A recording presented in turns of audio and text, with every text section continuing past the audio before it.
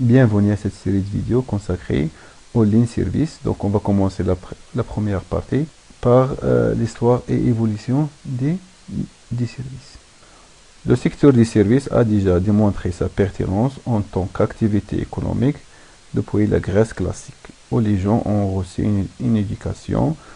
Par la suite, d'autres activités de service ont été développées, comme le transport d'épices et de textiles par la route de la soie pendant le bas Moyen Âge ou bien le Moyen Âge tardif. Le secteur des services s'est fortement développé jusqu'à la première révolution industrielle, où il a perdu son importance économique. Nous le retrouvons qu'au XXe siècle.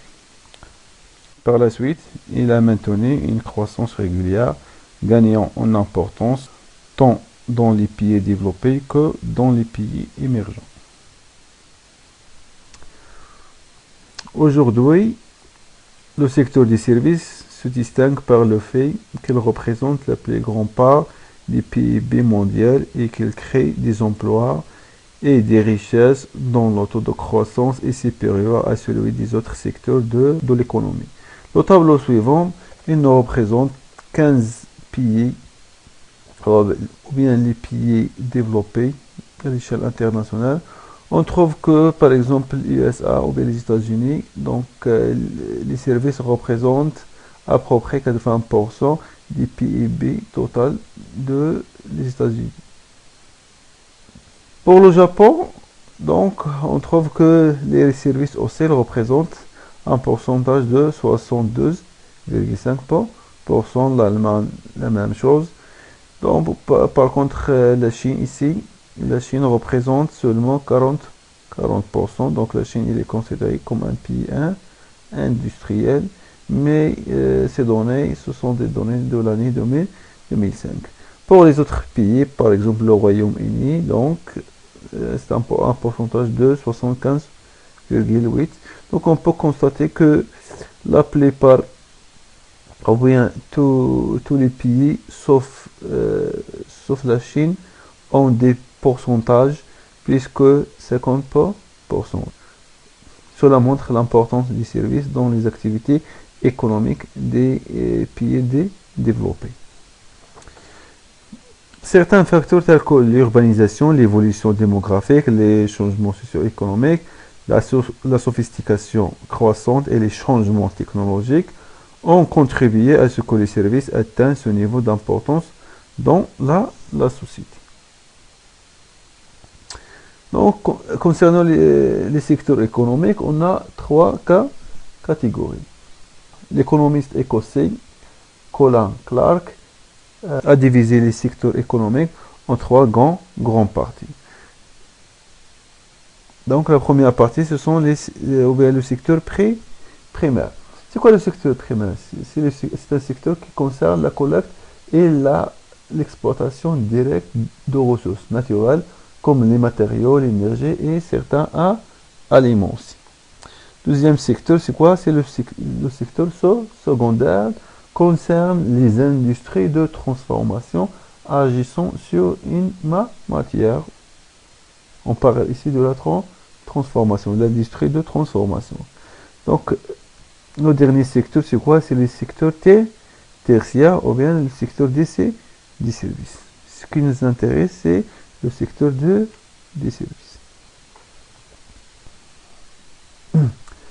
La définition la plus courante donnée de ce secteur, ou bien du secteur des services, est négative. Tout ce qui n'est ni secteur primaire, agriculture, ni secteur secondaire, industrie, on l'appelle secteur tertiaire. Mais, autrement dit, le tertiaire regroupe les activités de commerce, échange de marchandises, de transport et de services, échange de biens non matériels comme le savoir. On classe généralement les services en deux catégories. Donc les services marchands. Donc les services marchands dont le but est de rapporter de l'argent, profession libérale comme avocat, médecin, spectacle, tourisme, assurance, banque, gestion, conseil, transport et télécommunications. Ou bien les services non marchands financés par l'impôt et générés par l'État ou les collectivités locales, comme l'éducation, police, santé et administration. Comme résumé, on peut classer les services en deux catégories, marchands et non marchands. Marchands, c'est-à-dire qu'on peut les vendre pour générer des bénéfices. Donc, et en général, les services marchands sont créés ou bien sont produits par le secteur privé. Les services non marchands, ce sont des services offerts par l'État et qui, en général, ce sont des services qui sont gratuits. Maintenant, ce tableau, on va donner un petit résumé sur les producteurs et la nature du service produit ou bien du bien. Donc, on prend l'exemple entreprise privée au public. Donc, elles produisent des biens et des services marchands destinés à être vendus sur le marché. Donc, il y a des entreprises qui viennent du secteur privé ou bien public qui peuvent produire des biens et des services. Toujours lorsqu'on dit marchand, c'est-à-dire on doit le vendre, on doit générer des bénéfices. Donc, le but poursuivi, c'est la recherche de la rentabilité, c'est-à-dire créer de la richesse. Donc, les sources de financement, donc ces entreprises peuvent vendre des produits ou bien des services, prendre des emprunts auprès des banques ou bien des marchés financiers.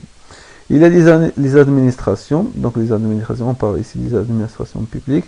Donc, les administrations publiques produisent des services non marchands. Donc, on a déjà dit, non marchand signifie gratuit, c'est-à-dire on ne réalise pas des bénéfices. Le but, permettre à toute la population de profiter des services jugés et essentiels. On peut citer ici les collectivités, aussi par exemple la Caisse nationale des retraités, ainsi de suite. Donc, les sources de financement, prélèvements obligatoires, les impôts, les taxes et cotisations sociales prélevées sur les salaires.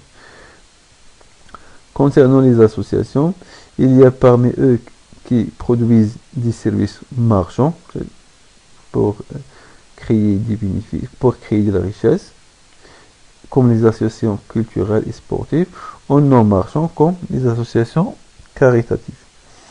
Donc, permettre de fournir des services aux personnes à un coût raisonnable, voire gratuitement, ou de poursuivre un but commun. Donc, les sources de financement pour les associations, donc on peut trouver les dons, les subventions et les cotisations des adhérents. En général, les entreprises créent des services et des biens marchands destinés à être vendus. Donc, les associations, ils peuvent aussi, il y a deux types, il y a des associations, il y a des associations qui produisent des services marchands et autres qui produisent des services non marchands. Donc, services gratuits ou bien quasi gratuits. Les administrations, surtout les administrations publiques, ils produisent seulement des services non marchands.